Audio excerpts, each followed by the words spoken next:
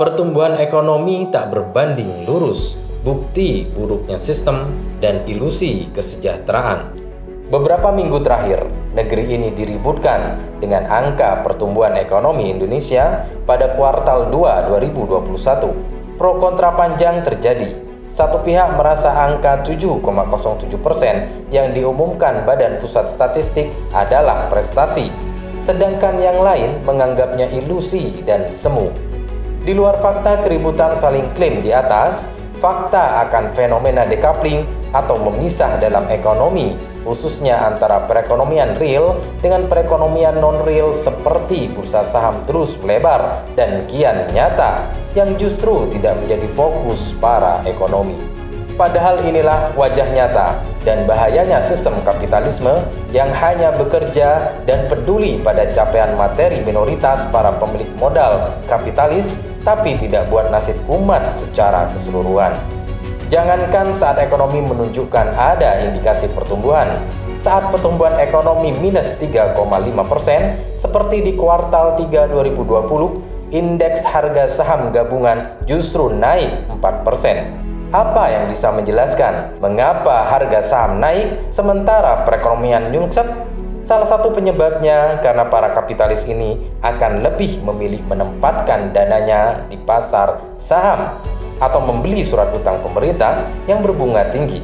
Inilah yang menjelaskan mengapa indeks harga saham gabungan terus menanjak dan nilai tukar rupiah menguat. Ditambah lagi dengan stimulus yang sangat besar yang diberikan pemerintah yang diduga salah sasaran. Sebagai contoh, di bidang insentif perpajakan, insentif untuk UMKM hanya sebesar 2,4 triliun rupiah. Sedangkan perusahaan besar mencapai seluruh dari total stimulus sebesar 179,48 triliun rupiah. Akibatnya, ekonomi real bergerak sangat lamban dan stimulus yang begitu besar tidak mengena sampai ke sektor real atau kepada masyarakat bawah. Yang terjadi justru sebagian dana stimulus yang awalnya dari pemerintah diinvestasikan oleh para pengusaha besar kembali ke surat utang pemerintah dengan bunga tinggi yang akan menambah pundi kekayaan mereka. Realitas pertumbuhan yang tidak berbanding lurus dengan kesejahteraan ini tidak bisa dilepaskan dari kiblat ideologi yang diadopsi saat ini, yaitu sistem ekonomi kapitalisme. Tolak ukur pertumbuhan sistem rusak tersebut nyata-nyata berbeda secara diametral dengan Islam. Menurut Abdul Hasan Muhammad Sadiq dalam Economic Development in Islam menjabarkan bahwa Islam mendefinisikan pertumbuhan ekonomi sebagai perkembangan yang terus-menerus dari faktor produksi secara benar yang mampu memberikan kontribusi bagi kesejahteraan manusia. Maka sejatinya pertumbuhan ekonomi menurut Islam merupakan hal yang syarat nilai.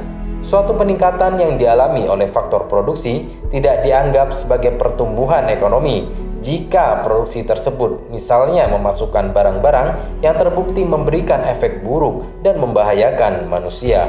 Lebih dari itu, pertumbuhan ekonomi merupakan aktivitas menyeluruh dalam bidang produksi yang berkaitan erat dengan keadilan distribusi. Pertumbuhan dalam sistem Islam mencangkup sistem yang lebih luas. Pendekatan pertumbuhan bukan hanya persoalan ekonomi semata, tapi juga mencakup aspek hukum, sosial, politik, dan budaya. Pembangunan dan pertumbuhan ekonomi menurut Islam bersifat multidimensi yang mencakup aspek kuantitatif dan kualitatif.